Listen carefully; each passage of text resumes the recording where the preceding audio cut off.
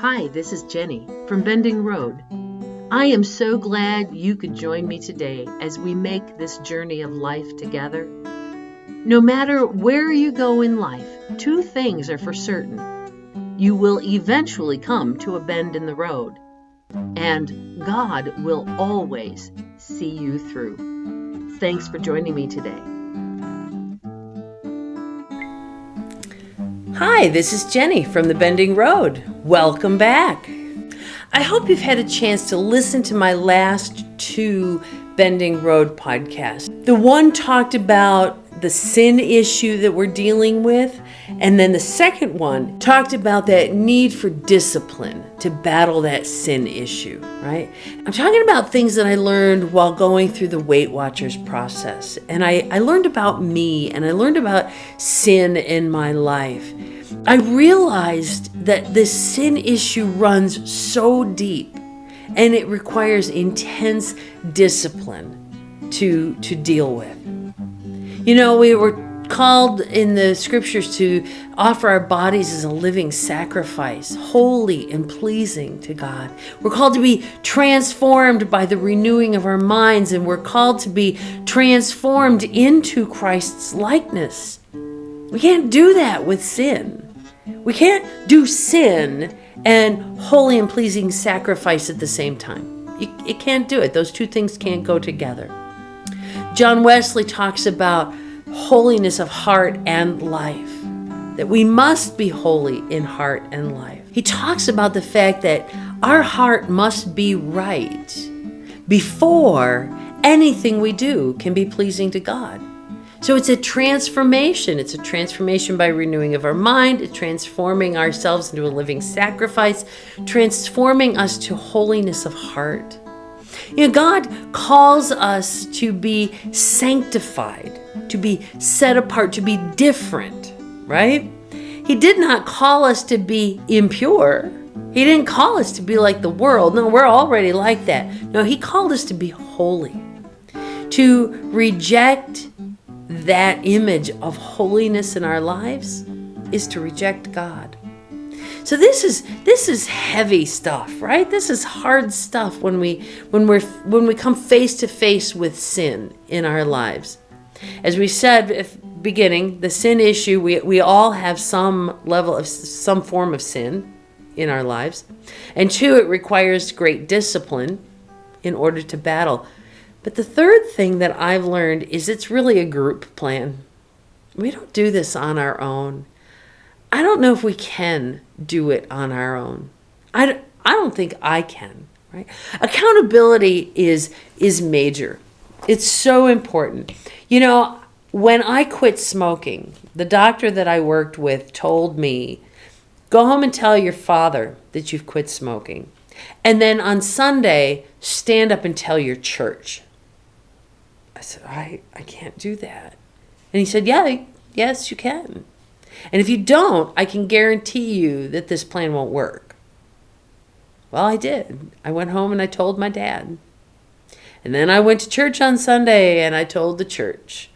And I'll tell you, I don't ever want to have to tell any of those lovely ladies who are praying for me that I went back and smoked again.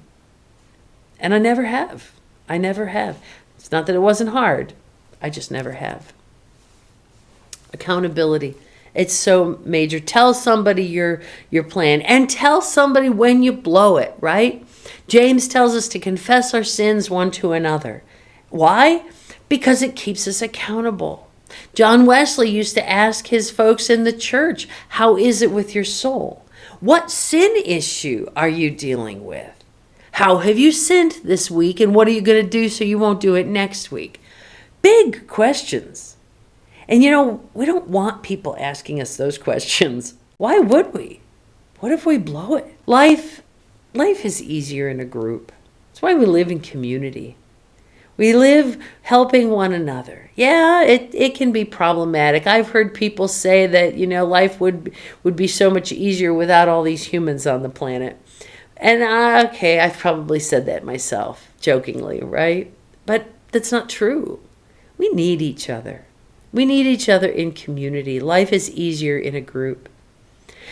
Successful members can become prideful and try to go it alone. Members of Weight Watchers. Remember, these are principles I've learned in Weight Watchers.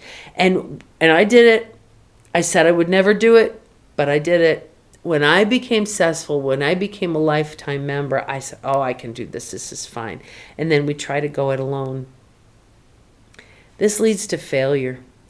Now, I will say that I know a few folks who actually managed to leave Weight Watchers. They've done it. They've worked hard. They continued to do it. They did not put the weight back on. I think one of the things that they had that I didn't have was a humility. And I needed a little more of that humility. 1 Corinthians 10 says, so if you think you're standing firm, be careful that you don't fall. Pride goeth before a fall, right? You got to be careful.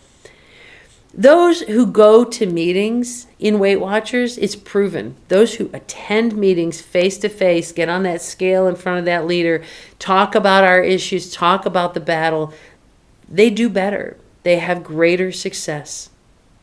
And Hebrews tells us to spur one another on to love and good deeds. And don't give up meeting together, as some have done.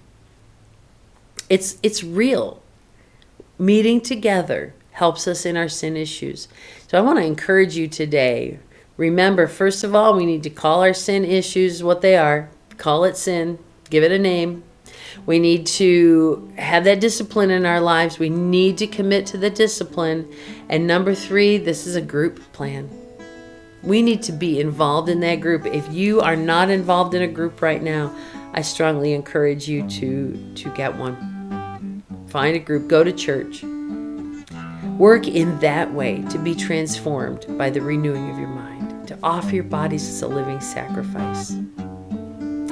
This is not easy stuff, but I hope I've encouraged you. Sin is a battle we will battle most all of our lives. We are all going on to perfection, as John Wesley says. We'll never get to the place where we don't make a mistake. We are human. We are not perfect in that way. And our bodies are flawed and things happen and we make mistakes. But it's the intentional sin that I'm talking about. Those things that you could put a stop to. In my case, again, it's gluttony. I don't have to eat that. I can make a choice.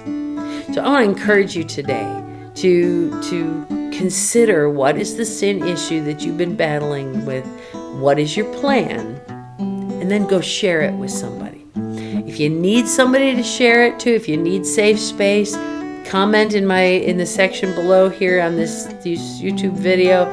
Send me a Facebook message, send me an email. I will commit to praying with you. And if you need to be held accountable, come back and let me know each week how you're doing. I hope I've encouraged you this week as we travel this bending road together. Have a great day. If you're watching on YouTube and if you have been encouraged by this message, I would love it if you would hit that thumbs up button. You can also click the subscribe button so that you will know when I upload my next video. In this way, we work together to encourage each other as we travel life together and navigate the bends in our road.